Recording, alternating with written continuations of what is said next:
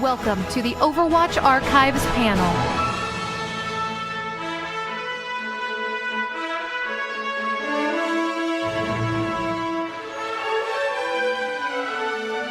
Good morning. How is everybody? Thank you so much for being here. I am Jeff from the Overwatch team. I'm Arnold from the Overwatch team. I always wanted to say that. So this is a panel that Arnold and I are so super excited about. We think we're going to have so much fun this morning with you guys. What the Overwatch Archives panel is a look at the making of the game, and it's really behind-the-scenes stuff that nobody's ever seen before. So we know BlizzCon's been about all the new cool announcements like Blizzard World and Moira and all that stuff, but now we get a chance to do something we don't normally do. Yes, time to show some secrets. Secrets, past secrets. Okay, so what we're going to do is we're going to walk you guys through the timeline of how Overwatch got made. And it really starts back in the summer of 2013 is where we started. Yeah, so at this time, the team was really of reduced size. We just came off a canceled project. Everybody had a lot of things to prove at that point, and we just had this opportunity to come up with new ideas, so everybody's really fired up. Yeah, and the studio had given us, internally we're known as Team 4, and the studio had given us 6 weeks to come up with some game ideas, and if one of the game ideas was cool enough, they'd put it into production. So as a team, we looked at the 6 weeks and we decided how do we want to spend it. And at first, we thought, well, let's just start coming up with ideas and see where we get, but we knew that we would fall in love with the first idea we came up with. So we came up with this plan that we were going to take 2 weeks apiece and come up with 3 totally different game ideas and force ourselves at the end of the 2 weeks to move on to a different game idea each time. So we decided to start from a place that we were very inspired by and something we very much loved, and we started working on a StarCraft idea. The thing about StarCraft and working at Blizzard has so many great games that when you're on one team, you just look at the stuff that people are doing on other teams like World of Warcraft and StarCraft, and you just want to work on those universes. So it was a huge opportunity for us to dive deep into the StarCraft universe. And we wanted to tell stories that you might not be able to tell with an RTS. We wanted to explore the world, what the civilians were like, what the people like down on the ground on these planets were like. This is an image that we did really early on in the project to kind of pitch this idea.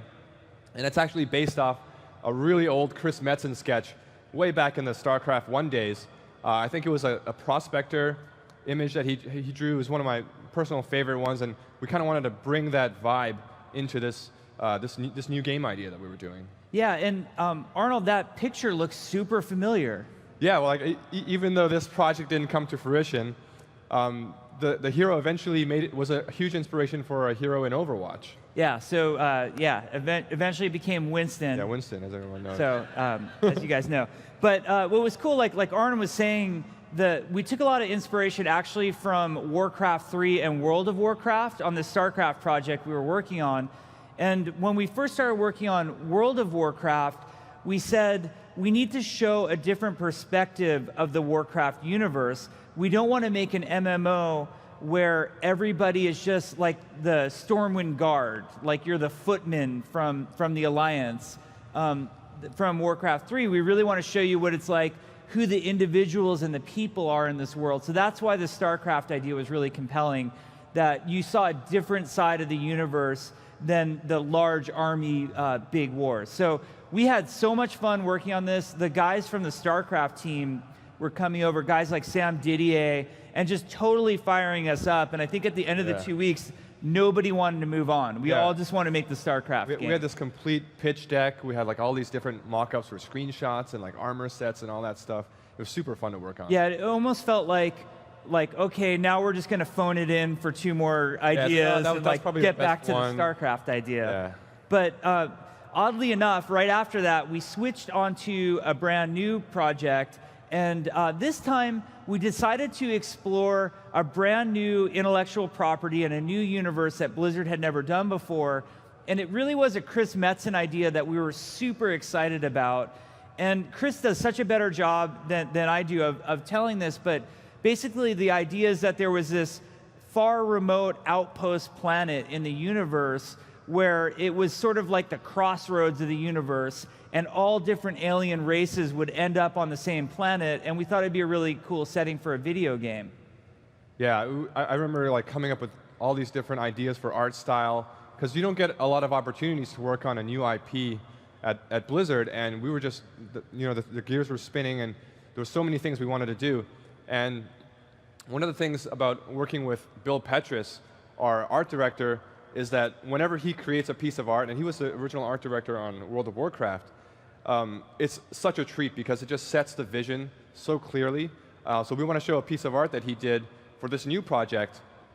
And he's usually a super busy guy, and he doesn't usually get a lot of time to do art, but I think even seeing him like being so fired up and doing like 3 pieces of art in the span of like 2 days really inspired us to want to work on this new project. So Bill was doing a ton of art, and we were starting to get really fired up about what this brand new world could be.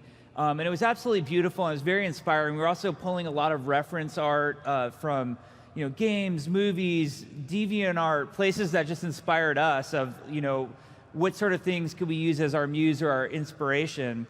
And during that time, there's kind of like 3 elements to exploring a new game idea that we were looking at. One was defining the visual style, so doing things like Bill's concept art that you're seeing right now. The other part was all of our engineers were exploring what technology would be needed to make a game like this work, because we had certain demands, like how many players do you need to be in an area, and how instanced or non-instanced is something. How much persistence is there in the game, meaning if you get an item, does it exist 3 months later, and that sort of thing. So our engineers were doing a lot of tech research, and then there's a lot of game design that has to happen during a phase like this as well. And the game that we were talking about making in this sort of crossroads of the universe type game that we were exploring was an MMO, and it was going to be class-based. And we were exploring somewhere between 6 and 9 classes for the game. And we had a class meeting where our class designer is a gentleman by the name of Jeff Goodman. You might know him from his work on World of Warcraft and his work on Overwatch. Jeff had also been the class designer for Titan. And I remember in the class meeting, Jeff Goodman said something that just really has stuck with me forever. And he said, in that class meeting, he said, I wish instead of doing a game with 6 or maybe 9 classes, we could do a game with 50 classes. But I wish each of the classes was very focused and had a certain set of abilities, and they could all be wildly different from one another. He's like, that would be a game that I think we could make, and that would be so compelling. So Jeff says that in the meeting, and we're like, we kind of go back to our desks, and you're thinking for an MMO, if it's going to have X number of levels, and if you're leveling up and you need gear, like there's no way we can make 50 classes. It's tough for World of Warcraft to get to the number of classes it is right now at 12 years in. So, but it really stuck with me because I'm like, that's an awesome vision. And at the same time, we were in this like post-mortem wake period of losing Titan, this game that we were in love with and we had poured our hearts and souls into. And one of the things that was the most awesome about Titan was all of the incredible art that was being done for the project. I always tease that like if we wanted to come out with an art book for Titan, we probably could come out with 6. Yeah, like, there's a lot of just volumes. Like there was a lot of art done for that project. But if you guys want to see some of, there's actually some in the Art of Overwatch book, the Overwatch art book. So if you guys haven't checked that out yet, there's actually a lot of stuff like when you see the tracer section from those early days. Yeah, and this guy Arnold had done a ton of the art, and one of the things that really inspired me was his character art, because not only were we doing art design on the character classes, we were also doing art design for lots of the bad guys in the world of Titan. We had a group called the Junkers, and they had this guy with a big hook that would throw out and had a pig face. A big mask and a big belly. So there was all these really cool characters. So I went back to my desk, and we were supposed to be working on Crossworlds, and I started this little tiny, it was an 8-page PowerPoint of a totally different game. And this was one of the slides from that game. And I basically took like Arnold's amazing art and Jeff's sort of concept of like, what if there were just dozens and dozens of characters, and put it together in this little 8-page pitch. And then this was one of the slides that came out of that. Yeah, it's crazy. When you work on a project for such a long time and it gets canceled, you kind of want to move on. You don't really want to see any of the art that you did. You're like, I want to move on. I want to do something new. We wanted to try, like, hey, let's try some stuff for StarCraft. Let's try a totally new idea that has nothing to do with, the project that we worked on. So at the time, I was like, okay, whatever we do, is as long as it doesn't have to do with anything to do with what we worked on. But then as soon as you pitch the idea, like, oh, instead of classes, it's characters with backstories. Like instead of the jumper, we're like, oh, what if this character had a name? Tracer. And what if she had a backstory? She's from the UK. She used to be a test pilot for this group called Overwatch. It started to get really, really interesting for us as artists and as character designers, just because working on MMOs, I worked on a couple MMOs, and the thing about working on MMOs is like, you work on armor sets, you work on characters that players really attach to as their own personal characters, but as storytellers, you really want to tell more stories about the characters that you put in your universe. And suddenly, this new idea just opened that wide open. And it was like, okay, now remember that dude, the Reaper? Let's give him a totally fleshed out backstory and how he was involved with Overwatch. And suddenly all these ideas started to spring out, and it just really, really inspired the team to make this game. Yeah, and so we're supposed to be working on this Crossroads of the Universe idea, and we're only like maybe 4 or 5 days into it. We never got to the final pitch deck. No, we're like, we didn't make it all the way, and like Ray Gresco, who was our production director at the time and is now our executive producer, he came and he looked over my shoulder and he's like, oh, so are you guys working on that MMO idea? Is that what that deck is that you've got up on your screen? I'm like, no, actually, Ray, this is a different idea. Let me show it to you real quick. And it was super brief because it was only 8 slides. And Ray just immediately turns to me and says, that's what we should be doing instead. You need to pitch this to the team and see how they feel about it. And then so we took it to Metzen right after that. And this all like transpired in over like 30 minutes, pretty much. Then Ray and I took the deck to Chris's desk and then showed Chris and said, imagine that these were heroes and characters and not just classes, and we could make this like awesome action shooter game. And Chris had the same reaction as Ray, like, why are we wasting our time on these other game ideas? We just should make that. That is exactly what we should make. So we went to the team the next morning and we showed the team, and they universally fell in love with the idea, so much so that we did this like little assignment after we finished the pitch where we said, hey, if you guys are super into this idea, go back to your desk and throw a hero idea together that you think would be cool, like a design, and pull some art from the Titan file and see what you come up with. And they came up with 48 hero ideas, like in a morning. Yeah, I still remember the idea I came up with. It didn't make it into the game, but it was like so fun just to think of all these different abilities and like different weapons that we could stick to some of these concepts that we did. The story I love that you tell them, Alex Afrasiabi, who is the creative director on World of Warcraft, was actually part of the Overwatch Inception group. Mm-hmm. Why don't you describe what his hero was that he pitched that day? What was that? I think that was like... It was Russian. You want me to tell the story? Yeah. Okay. So... I think... Yeah, okay. You can tell the story. It was a Russian female who rode a bear. She rode on a bear, and she dual-wielded AKs, like AK-47s. Yeah. And then, do you remember what the ultimate was? The ultimate was the bear would pull out... The bear also pulled out AKs. That's a very Alex Afrasiabi idea right there. So hopefully you guys can help me in this too. Convince him to come work with us on Overwatch. We would love to have Alex's ideas. So anyway, this is literally the slide from that like super ghetto pitch deck I did. And this is like what we call designer art. Like I just pull Arnold art. I'm using the default PowerPoint template there. You can see Spec Ops, his main ability was stealth. So you don't need art for that. Yeah, he looks fine.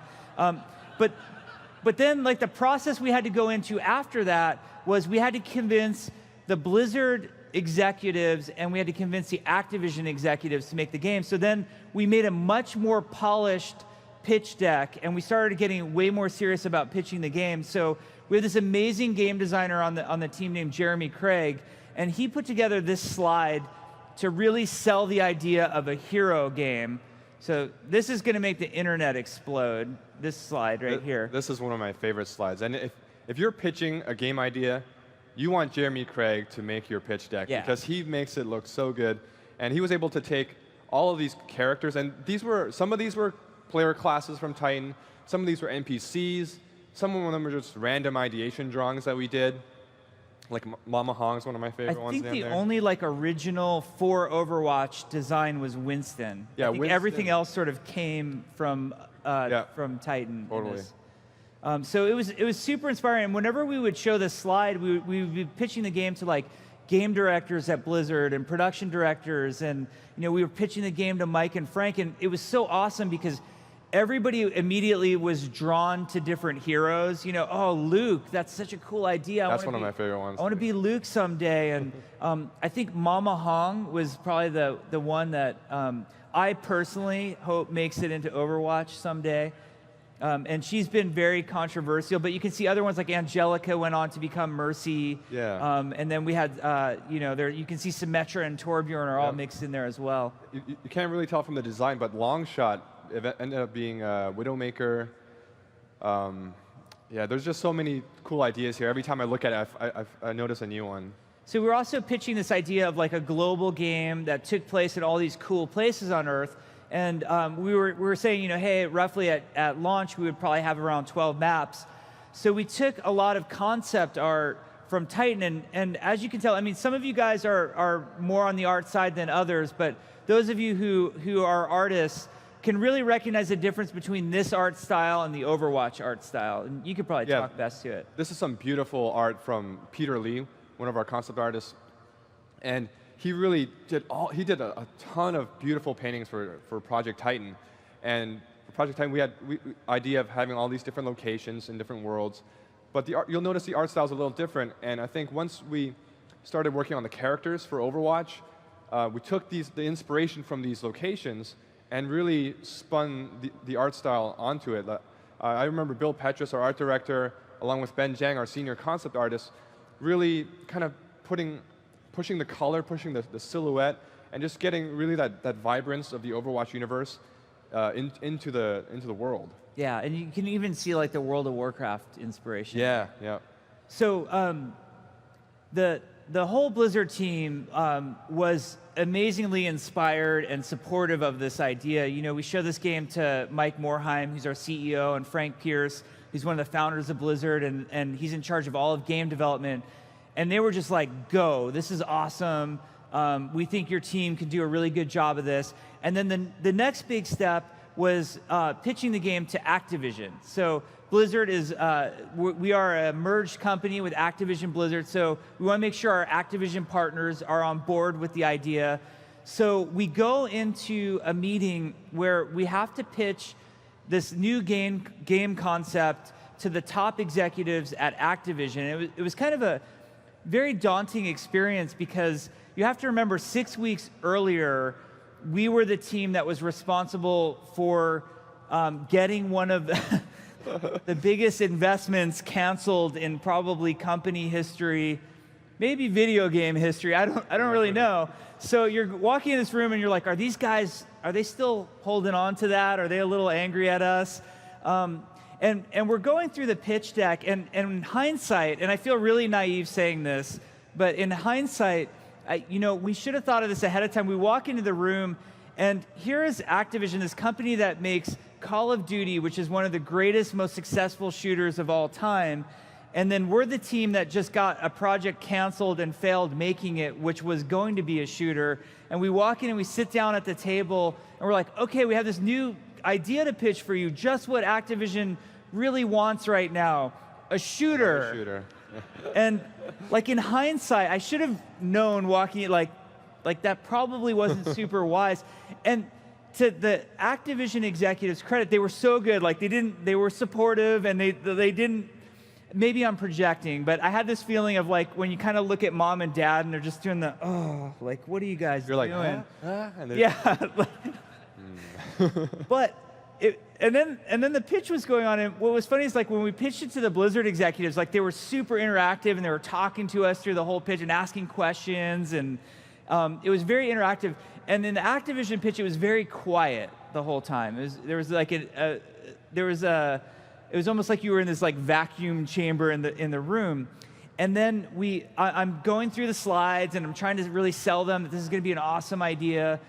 And Bobby Kotick, who's the CEO of Activision, stops me like dead mid-presentation. Like he's like, just stop, go back 3 slides. And instantly in my head, I'm thinking, oh no, what was 3 slides ago? Because Bobby is just so sharp and like nothing is lost on him at all. And as part of when you pitch a video game, you also have to do like some market research, and you're also pitching some financial forecasts and that sort of thing.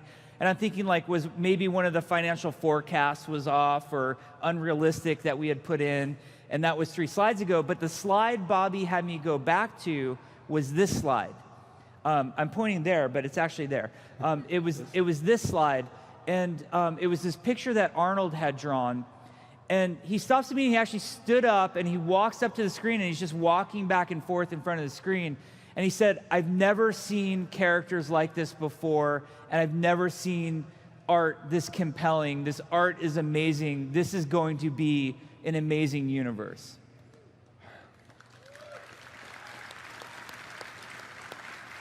And I was lucky to sort of be sandwiched between 2 visionaries there. On the one hand, like Bobby could recognize what we had, and on the other hand, this guy, Arnold, had drawn this. So why don't you talk about why you drew it? I mean, the fundamental idea of it came from jamming with guys like Jeremy Craig and Bill Petrus. And we wanted an image. We didn't have a lot of time to put this pitch together, and we wanted to make a new image. We had a lot of images from Titan. But we want to create a new image that just sold the idea of the game.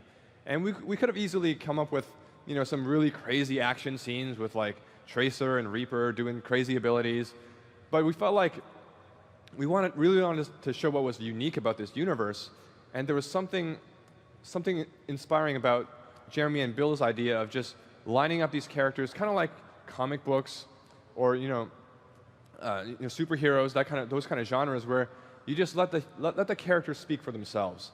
And as soon as we did that, we realized we have a lot of variety here, and immediately diversity and all this color became such an integral part of the Overwatch universe.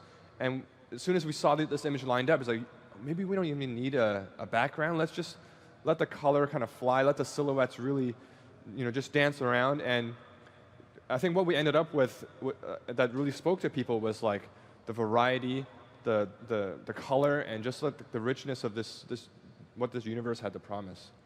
Yeah, so this picture, not only did it inspire everybody at Blizzard, everybody at Activision, but it really inspired the team, and it was like a cornerstone. And you're probably wondering why it says Prometheus across the top. All Blizzard projects, before they get announced, have a code name.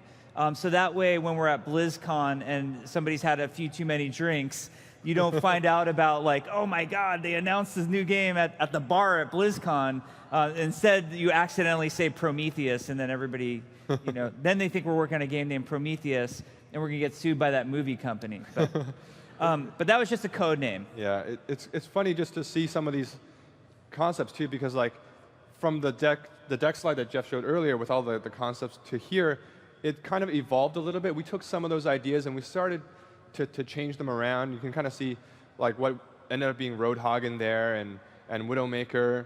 It was actually Reinhardt is the big red guy. Yeah, the big red guy turned into Reinhardt, and Torbjorn's claw was wildebeest. Wildebeest. He was for a short period of time. Reinhardt was wildebeest. Yeah, and we really wanted to get that. Like it was like this African-inspired mech suit, and which was an idea that really stuck with us. And even though we didn't do it on Reinhardt, it still resonated, and we ended up doing something like that for Orisa. Yeah, it came into play. Yeah. Okay, so now the game was not green lit. What a green light means for a video game is that you're full-blown approved for production, like everybody's expecting the game to launch one day. the game was given permission to get to a green light gate. And so I'm going to show you the timeline here, and there were two main things going on. One, and I'm going to go into more depth on this in a second, was we had to hit a milestone called core combat in March of 2014. And again, I'll talk about that in a second. And then the other thing going on at this time was something that we called the tech reboot. So as we mentioned, we were a team transitioning from a game called Titan, which was the project name, and we were moving on to this new action shooter that we wanted to make. There's a lot of misconceptions that people have about Titan to Overwatch. I read all the comments people say, and they say, well, Overwatch is just a scaled down version of Titan, or they just took the leftovers from Titan. But I really don't think that does the game justice. So we were making a brand new engine for Titan that did evolve into the Overwatch engine, but over 3 million lines of code had to be deleted from Titan in order to make Overwatch, and all that remained was about 700,000 plus lines of code. That's about it. We had to make a totally server authoritative architecture that we didn't have before. We had to move to a global illumination lighting system that we didn't have previously before. And the thing that I think was, we also went to physical-based rendering, but I think the thing that was most important on the technology shift was if we were going to be a world-class first-person shooter, the game had to run at 60 frames per second on PC, Xbox, and PlayStation 4. Yeah, and one of the things that I hear a lot too is like, they just took all the art assets from Titan and they put it into this game Overwatch. But actually, I mean, though we took a lot of the concepts and the ideas from Titan, all the art from Overwatch was made from scratch. We had to start all over again. We had the Reaper in Titan, but we slightly redesigned him, and we modeled him from scratch. We modeled Torbjorn twice, I think, and everything for Overwatch was just made brand new. Yeah, there's 0 models or textures or animation from Titan in Overwatch. Yeah, definitely concept art. So now this is a super fun part. I need your guys' trust in this moment. So we don't like to show works in progress. We're perfectionists. We like to be known for Blizzard polish and things looking really nice and beautiful. We like to show you things like the Blizzard World trailer that we showed yesterday, where everything looks awesome. You are now about to see what the game looks like when we're making it, and it's pretty ugly. Yeah, the art team's going to kill us for sure. Yeah. So we're going to show you a series of videos of what Overwatch looked like throughout the making. And the first one we're going to start with is a tech reboot video of the technical work we're doing. So let's go ahead and roll that video, and I'm going to talk over what you're seeing. Okay, so this is the first time we rendered anything in the engine. Again, it was a proprietary engine made from scratch. This is Tracer in October 2013, her little Mickey Mouse hands. We were unable to put guns in her hands, so she had to shoot laser beams out of her eyes to simulate shooting. We had no visual effects. We were playing around with environmental lighting, as you can see. This is the very first playtest of Overwatch, ran by our assistant game director, Aaron Keller. The point of this playtest was to make sure that the scale, FOV, camera height was correct. All we had was Tracer. You can see that Widowmaker-looking Tracer over there, which is just Tracer with a Widowmaker skin. This is our physics programmer, Aaron Cotto, was getting the Blizzard physics engine working within the Overwatch engine for the first time. So you can have things like the crates and vases on Temple of Anubis breaking and moving. And you saw Recall for the first time. Tracer doesn't have any visual effects on her guns. And then there's little nuanced things that you don't think about having to work on, but like when you walk up and down stairs, how much does the camera bump or smooth through? So all very early footage of what was going on in the tech reboot, not super fun. We're not talking about things like balance or anything like that at that point. We're just trying to put stuff on the screen and make it work. Yeah, and I think one of the most fun things whenever I watch that video is just see how Tracer's hands and her guns evolved from these like floating gloves to like something that was close to what was almost the final model at the end of like a very short timeline. Yeah. Okay, so like I mentioned, the next big milestone was core combat in March of 2014. And what the goal was here was to prove that we had a game that was fun, that people could actually play. We were going to sit people down from around Blizzard, other teams, and have them really believe in it being fun. So what we promised to deliver was one map. We were going to make the Temple of Anubis. At the time, it was just known as Cairo. That was the code name. And we were going to have 4 heroes, which were going to be Tracer, Reaper, Widowmaker, and Reinhardt. Yeah, Reinhardt was actually going to be the 4th hero. And at this time, we had a lot of concepts, and we were continuing to concept more and more heroes. So Reinhardt was going to be the 4th hero, and we had a version of him working in the game. But there was, because he was our first melee-only hero, it came with a lot of difficulties of getting that feeling good for core combat. So what we did was, Jeff Goodman had a prototype of Rocket Dude. Rocket Dude. In the game. His name was just Rocket Dude, and he had a jetpack and a rocket launcher, but already he was super fun to play and was a character that we could implement into the game and feel good, fighting with Tracer, Reaper, and Widowmaker. So we took that idea from the game design, and we spun up like many, many different rounds of iteration on Pharah, and eventually she became Pharah. Yep. So now we're going to talk over core combat video where you see the game evolving even more at this point. So go ahead and roll that video, please. All right, so you can see early Temple of Anubis. Tracer doesn't have all our textures, but we're getting things like recall in there. Yeah, the Reaper's T-pose all over. We use the Reaper for scale sometimes.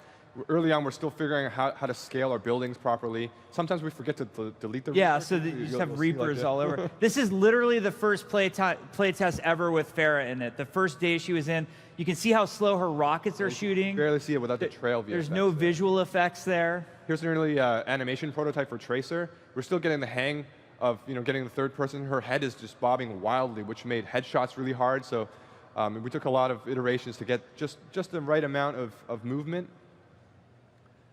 All right, so we're moving along, and this is interesting because we came back in January of 2014, and now the game was starting to be fun. I mean, granted, it was only Tracer versus Tracer, so all you No Limits fans would have loved it back then, and Tracer mains. But the game was actually fun, and you can kind of see Temple of Anubis is really taking shape now in terms of level design. We play the levels just blocked out in gray blocks like that. And then we were really proud. This is just 24 days later. You can see the progress that was made.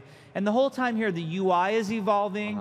The game mode is starting to work. Like, we actually have capture points that you can stand on.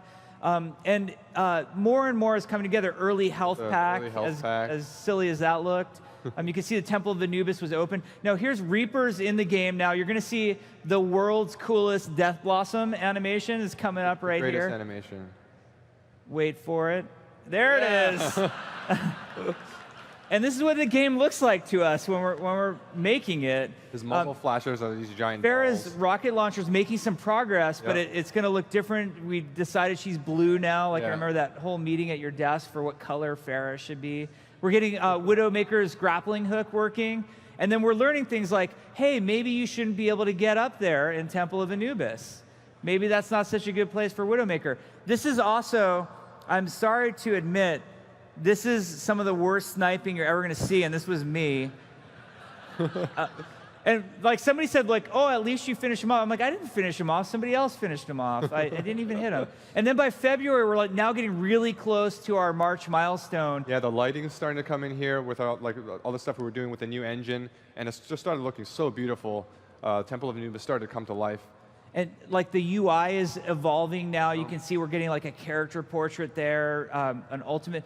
Widowmaker's ultimate used to just put little marks above everybody's head because we couldn't yet render the silhouettes through the walls. That would come later. So that was core combat. That was all the work we were doing to like get people to the point where they could sit down and actually play the game and think it was fun. And they did. Yeah, and I still remember after core combat was complete, this was our moment to show this Project Prometheus to all of Blizzard, the Blizzard family, and it's been, I think, not even a year at that point that we came off a canceled project, and like I was saying earlier, we had so much to prove. We wanted to show everybody that we're not failures. We can make a game. We can make something fun.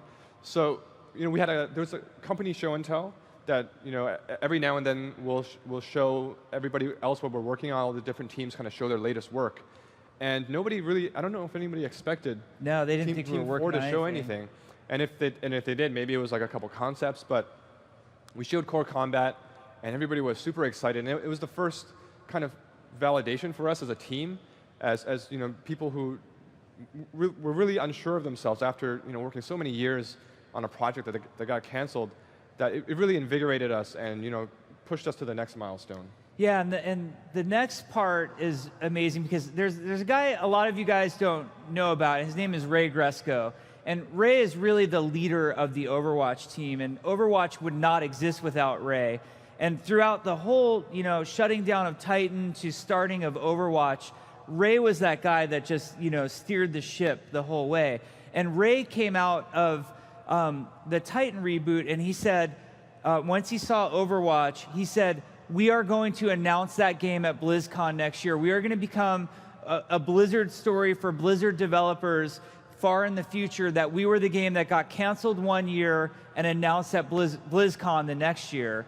And it was through Ray's inspiration, leadership, and belief that we could actually do it that he literally put the team on the track that, like, we're doing it, BlizzCon 2014, we need to announce the game. So we quickly started to think about, well, what does it take to announce a game at Blizzard? And we felt really strongly that when we came here to BlizzCon and we were going to announce the game, we didn't want to be one of those games that just gave you like a little teaser trailer or like, here's a fuzzy version of the logo, like Overwatch, figure it out. Like maybe, like we wanted to be here. And so our goal was, as a team, we came up with, we're going to have 3 playable maps and 12 playable heroes on the show floor so they can play it all weekend, so they can decide if it's cool or not, rather than like we're all going to argue over the fuzzy logo if that's cool or not. So we moved into our BlizzCon milestone, and we're going to show a movie right now of getting all of those 12 heroes together. Oh, actually, I take that back. In the effort to get all those 12 heroes together, there was so much work, and I think sometimes people don't realize how much work goes into one hero. So we wanted to do a breakdown first of like, let's look at just Hanzo coming together, and then you can extrapolate that to how many heroes that we were involved in. So we're going to start with Hanzo right here. You're going to see the earliest versions of Hanzo in this video. Check it out. So a designer by the name of Mike Heiberg was the guy who implemented Hanzo. And the first thing we just worried about was getting the bow to feel good. Then we worked on things like Sonic Arrow. So he's hiding Widowmaker right there, and we're throwing the Sonic Arrow. And again, we can't render the silhouettes through the walls just yet. And then everybody's favorite ability, Scatter Arrow, being worked on right here. And back then it was just called Ricochet Shot, but getting the physics to work. And then we were working on this ability called Dragon Strike that was going to be a moving area of effect that does damage. And so for us to do that, we rendered these spheres. Mike Heiberg rendered these spheres, and it quickly became known as the Caterpillar. And you can see it, there it is. The googly eyes. And he put googly eyes on it on the other side. So that was Dragon Strike, and then it wasn't even animated for a while. You'll see now we have a dragon. Yeah, so this version is just moving in space. And here's an early animation test by our animator, Jesse Daves. And at this point, we were like, this is really cool, but it's so different from the big caterpillar. It doesn't fill that same hitbox. You couldn't tell if you were in it or not. Yeah, like, could you dodge it if if it just moves the right way? So in some meeting, we kind of drew this on the whiteboard. Like, what if there was 2 dragons, spiraling? And so this is an early concept kind of based on that idea of how these dragons would kind of birth from this portal and kind of spiral around, and just that idea that would help fill that hitbox that Mike Heiberg was thinking of. So this is the final version that we showed at BlizzCon. Yeah, so you can see just like the evolution that even a single ability takes in a game. Like there's a long iterative process, but it's a lot of fun.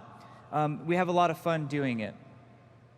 Yeah, another thing that we did a lot during this time was we knew the heroes that we wanted to make for BlizzCon, but at the same time, we were developing all these different ideas for new heroes, trying to find their boundaries for this new universe.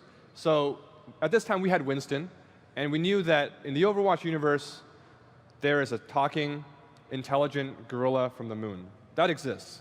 So how much further could we go? We really wanted to see how far we could stretch this universe. So we tried things like, see on the left side, there's like this little thin alien dude. There's a dude in like full bomb suit armor that you can't even see his head, and you don't know if it's a robot or an alien. And then the best. Jeff's favorite, as a big hockey fan, and we had like crazy ideas like this hockey hero. He had like jets on his legs, and I don't. Is he even playing hockey properly? I don't know who holds a stick like that. That's like curling pose or something. But I like the idea of the hockey hero, but we got to work on that pose.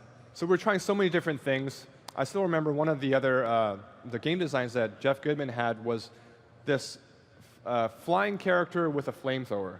So not flying in the sense of Farah, but almost like free flight. I Yeah, think it was. free flight. And so we thought we felt some of those ideas from the last page were a little too crazy. So we're like, hey, let's bring it back. We have Winston. Let's take a smaller step. Let's do a monkey. So we did this. We put a jetpack on a monkey, gave him a flamethrower. We're like, how does that feel? Feels dangerous. Yeah. So we iterated a few more. We tried a robot monkey. We tried a crocodile. We tried all these different things. There's a creepy kid with a flaming goatee and gargoyle in there.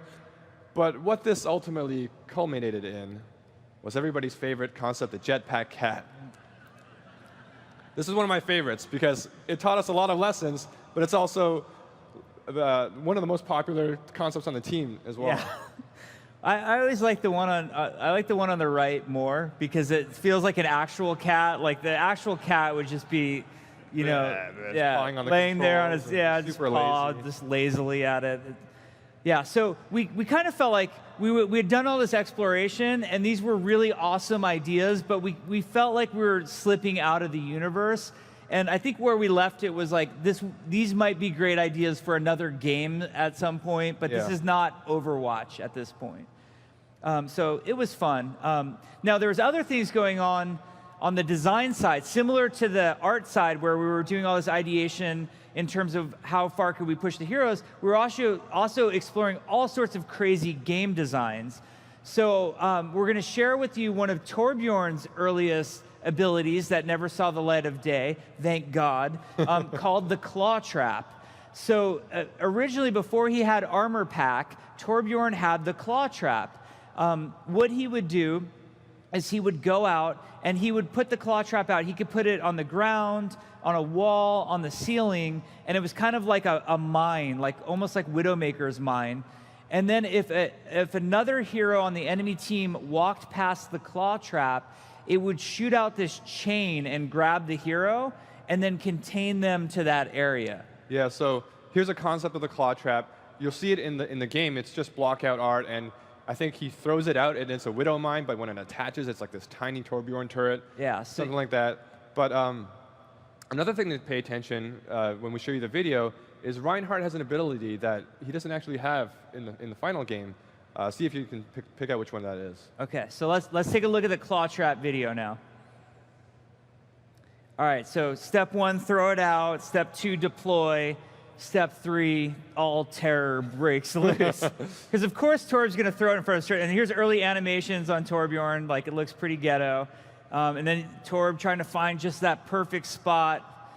Temple of Anubis choke in the early days. And now watch what happens as our heroes come through. Oh, there's Reinhardt throwing his hammer. Rein didn't make it. Maybe Tracer can make it through. Nope. She's not getting through. Maybe Widowmaker. She's clawed, and she's done. So you just put the claw in front. Watch. Now, Reinhardt can think, maybe charge will get me past the Claw Trap. No. Oh, poor Reinhardt. I like he's just like deer in a headlights. He doesn't even try to swing or anything. Ironically, when Reinhardt got that hammer throw ability, it was because of the Claw Trap. Because what would happen is Reinhardt kept getting stuck in the Claw Trap and then had nothing to do and no way to kill the Claw Trap. So we gave him the hammer throw. Then we had the hammer throw on Reinhardt, and we had this weird moment where Reinhardt would throw his hammer really far, and then he wouldn't have the ability to swing at anybody. He'd be like, guys, I'm waiting for my hammer to come back. And then that's how Fire Strike evolved over time. So All of this was going on at the same time. Eventually, it all culminated in what was to become our BlizzCon announce at 2014. And at the same time, we're also working on the animated short to announce the game. So there was so much work going on. And then you'll even see some things. Towards the end of the video that weren't in our BlizzCon announce that had to do with future heroes that were coming down the line, because we had to be working on those in anticipation of, hey, like we announced the game, but we're not done making heroes yet. So let's take a look at the BlizzCon video, and you're going to see tons of early work in progress going on that took us on that road to BlizzCon. So this was, I think, literally the first Mercy gameplay that you're ever going to see. Early Reinhardt with his shield. Mercy got rezzed.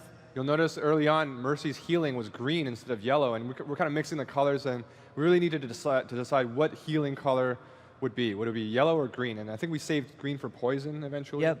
And then King's Row looked like, all block out. This is early Robot City in King's Row, the final point. You can see how open it used to be.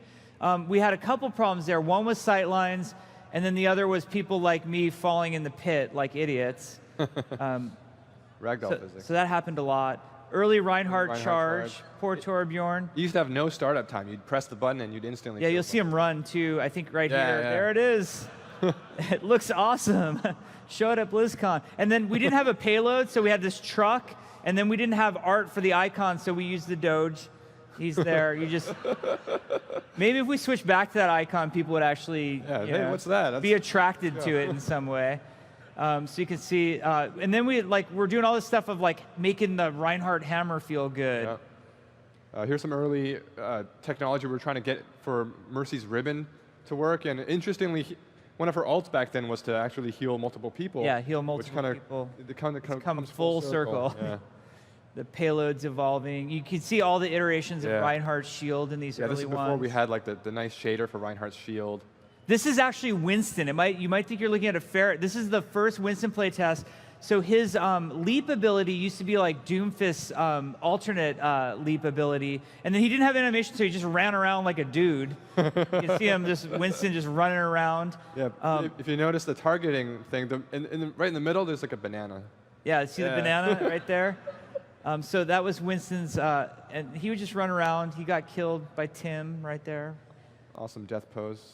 One of my favorite clips is coming up right here. So this is actually Volskaya Industries. We've talked about this before, where we prototype different map types. So Aaron Keller, our assistant game director, had this idea of what if we had a giant capture point that you could play on that was also a payload moving through the map. So we were doing all sorts of iteration on new game modes at this time too. Ultimately, this idea failed because of the space required to move something as big as a capture point through it. Required sight lines that were untenable. This is the earliest version of Hanamura that you're seeing in very early block out. Tracer's facing like where the arcade would be right now. And then I love the hero select. You can see what hero select looked like back in the day. Early load screen for Temple of Anubis. Oh man, this is like the cool guy Hanzo. Those are actually Reaper's animations Reaper's on Hanzo. Old Widowmaker face. This pose. My favorite's Mercy. Mercy's coming up. She's angry. She's like, you're going to nerf me in 2017. And I'm angry. I'm not... Too soon. Too soon. We're moving on. That bus in King's Row went through so many iterations just to get the right shape. Oh, Bastion, his first day in the game. Perfect. He's got a tracer trail on him for some reason. It turns out transforming robot was hard. So early Hanamura, this is kind of exciting because this shows point B of Hanamura. And on point B, it used to be a totally different design. It was this circular design. And the waypoint said temple because we were just using tech from Temple of Anubis at the time. Later, Aaron Keller would go back and completely redesign that whole point. But you can really see point A is starting to look exactly like it looks today. It's very similar in Hanamura. You've got Torbjorn. He used to have a mechanic where he had to place the stub of a turret first and then build it up eventually to get the turret to be able to shoot. Nowadays, when he places the turret, it can shoot right away without him even hammering on it. Yeah, you can see the Reinhardt, the shield effects coming in there. Here comes the hot tub, we used to call it. The hot tub. The victory pose in the hot tub. So that's actually the origin point of the map, and we didn't have the victory point, or the victory pose point place. This was Symmetra's early play test. Super ghetto temp art for Symmetra's. Yeah, they're little Torbjorn turrets that she's placing on the walls. And then we had her teleporter working. I love this clip right here because, okay, Winston is going to kill the teleporter, and then watch Hanzo. Like, not my problem. Don't worry, sorry, Symmetra. That was Bastion's, one of his early ults was a volley of bouncing grenades. Oh, there's Reinhardt's shield starting to, the shader starting to get there. The worst Reinhardt charge ever, besides the one in the cinematic. Yeah, there's an early animation prototype for Bastion, back when he still had that shield in front of him. Yeah, he had the shield, and then he gets a little broken in some ways. And then Winston's early leap prototype where he used to pound the ground with his fists. They used to do damage and stun you if you were in that range. Yeah, it was a long stun too. It was a lot of damage and a long stun, so that had to go away. And then, like I said, characters that weren't going to be at BlizzCon, like McCree, we were having these moments where we were just getting McCree and Roadhog in the game. So you'll see these are the first moments that we got the blockout art for Roadhog and McCree in. And then a fan favorite is Genji. This is early Genji prototype on Gibraltar when he only had the Dragon Blade and he could perch, like you're seeing him do here, and then run around and murder everybody. So when people thought it was a nerf going from 8 seconds to 6 seconds on the ult, imagine it forever.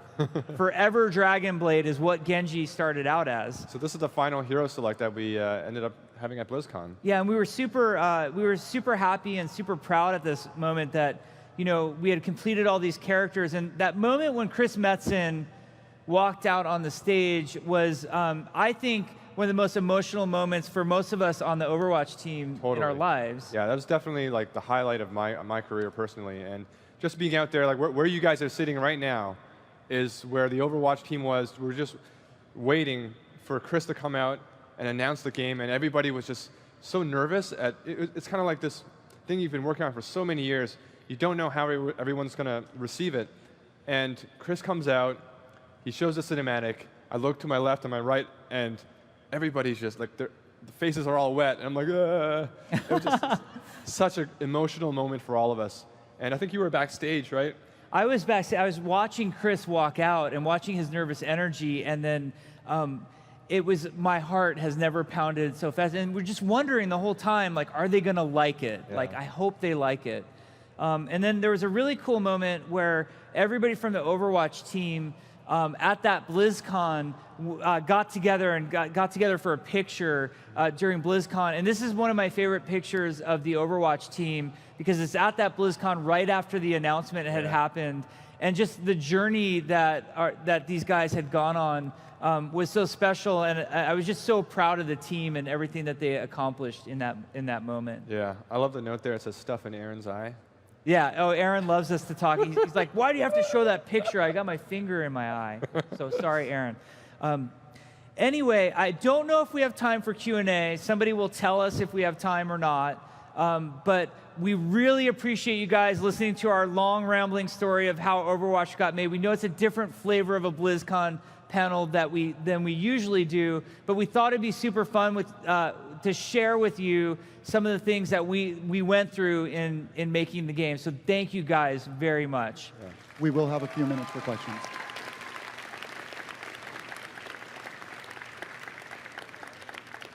Oh, okay, awesome. It looks like we can take some questions. Hey guys, this is my 5th BlizzCon here, and this was by far the best, most informative, awesome panel of all 5 years I've ever. Oh, thank you. Seriously, thank you. That's so awesome for to showing hear. this. We had so much fun doing this. Yeah. Will we ever see any kind of video in-work progress of Titan similar to what we saw of Overwatch today? So I'm a notorious, I call it a digital pack rat, and I take screenshots and videos of everything that we've ever worked on, you know, dating back to the earliest World of Warcraft days. I have like probably 50 gigs of video of Titan and screenshots. I think we're letting the healing process happen for a while more, but I think someday it'd be cool to talk about Titan, what went right and what went wrong. So it's possible someday you will start to see some of that stuff. I smell a documentary. Thank you, guys. Yeah, thank you. Thanks.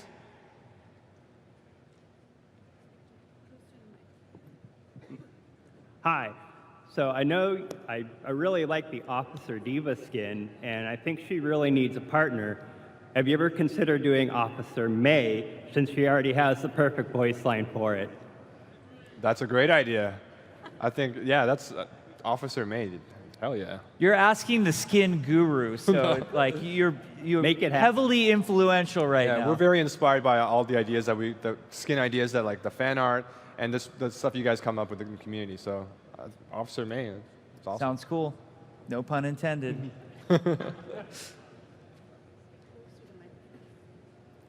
Hi there. You were mentioning how Overwatch was so character-driven, and there are folks like me who are super lore-thirsty, and we love all the story hints.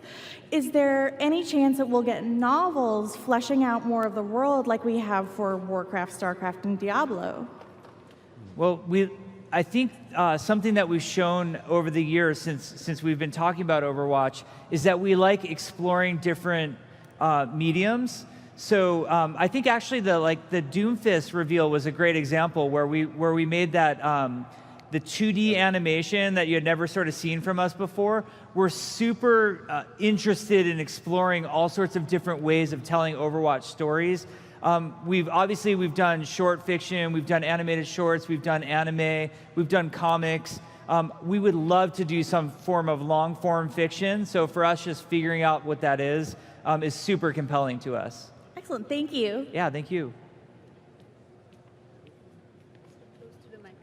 What's up, guys? I'm Hey. a huge Overwatch fan. Hey, good to see you. So I love Overwatch, huge fan of the art style, but I have kind of a gameplay question. So in the Hanzo Genji short, you can see how Hanzo can almost bend the path of arrows as they're traveling towards his target. And I was wondering if that was ever a gameplay consideration. And I mean, you did show some of his early iterations, but I was just wondering if bending arrows like that the player could control was something ever on the board for him. I think that's a super awesome idea. I think deflect on Genji is as close as we've gotten to that. I know a lot of players would be able to skillfully do something like that, like actually like bend the direction of a projectile. And our tech can certainly do that, which is cool. So I think it's an awesome idea. It's something for us to explore. You know, whether we explore something like that on Genji or a future character, it's just a rad idea. Yeah, I think the great thing about the cinematics is they always show, they can show the characters do things that they don't do in the game. Like, you know, Hanzo, you know, curving his arrow. I think we saw him do that also in the Hanzo and Alexstrasza Heroes of the Storm piece, which was super cool just to see him do different things there too. So yeah, we're constantly inspired by the things that the Blizzard animation team does. So a lot of ability ideas kind of cross-pollinate that way. Cool. Thanks, guys. Thanks. Thanks. Oh, I'm short. Hello. Hello. That's an awesome cosplay. Yeah. Thank you. Where do you go from here? Like, do you guys have a limit of like, we've made an amazing game, we have this amazing story. Do you have a cap, or are you just going as far as you can with what you have? Well, we know we're only as good as our last patch, and we have to earn it every single patch, every single day. And the team is so inspired to work on this universe, largely driven by you guys. The amount of community feedback and community inspiration we get is amazing, and there's no shortage of ideas. We could sit and do a full BlizzCon, like 48 hours on here are ideas we would like to do with Overwatch that spans everything from lore to esports to new heroes to new maps. It's just a matter of prioritizing what we think is the most awesome for you guys at any one time. We like to talk, we talk a lot about Blizzard universes, and we're very inspired by Warcraft, StarCraft, and Diablo. And we like to look at Warcraft in particular because it's been around for so many years in so many ways, novels, RTSs, MMOs, card games. And we like to hope that Overwatch is just Overwatch 1, the equivalent of what Warcraft 1 was to the Warcraft universe, that this is just Overwatch 1, and boy, I can't wait to see what comes in the future. That's awesome. Thank you. That was the last question. All right, well, thank you guys so much. We know it's super early in the Yeah, thanks for morning. coming out. We had so much fun sharing all this cool stuff, and just enjoy the heck out of BlizzCon. We hope you guys have fun. We'll see you later. See you guys. Thank you for attending the Overwatch Archives panel. Up next, Behind Blizzard's Worlds panel.